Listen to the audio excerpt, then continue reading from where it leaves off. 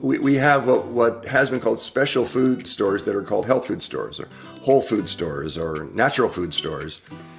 And I always think, well, then what are the others?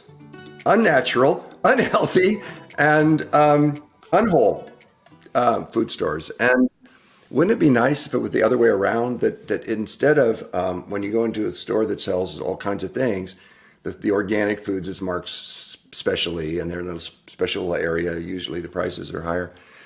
How about it would be if we just did a figure ground switch, and everything that was grown organically was just there, and everything that wasn't, it listed the chemicals and the pesticides that were applied to the plant while it was growing, or were fed to the animal while it was in a factory farm. The antibiotics that were used on the animal, the hormones that were injected in the animal, the poisons that were used to try to deal with the flies in places. If the list of poisons were there on what we now call conventional food, and the organic food maybe just was there because it is the natural way to eat it. It's how this a whole idea of chemical based agriculture is really a very recent development in human history, and it's killing the world. It's destroying the topsoil.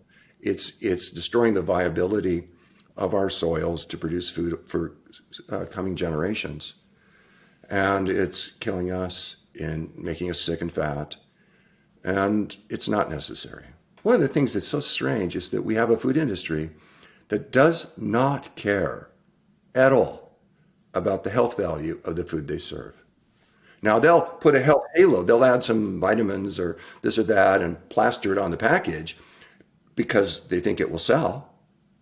But that's why they're doing it. They're not doing it because they think it's healthier for you.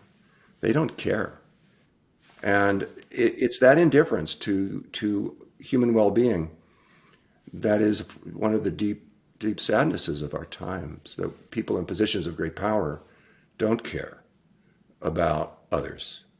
And that selfishness, that self-absorption, that divides us so deeply, and it costs us all tremendously. And I think that when we have a food choice option that all people could eat, I mean, we don't have enough land to grow grass-fed beef for everybody at the levels people are eating them today. But we would need much less land to grow a plant-based diet or an essentially plant-based diet when the amount of meat that's consumed is much less. And we could feed everybody a healthy, organic, natural, fresh, nutrient-rich diet on a tenth the land that we're now using, and leave wild spaces for wildlife, for forests to return, for biodiversity to return. And instead of stomping all over this planet, we could lower our footprint, we could lower our carbon emissions, we could lower the damage we're doing to life and to ourselves.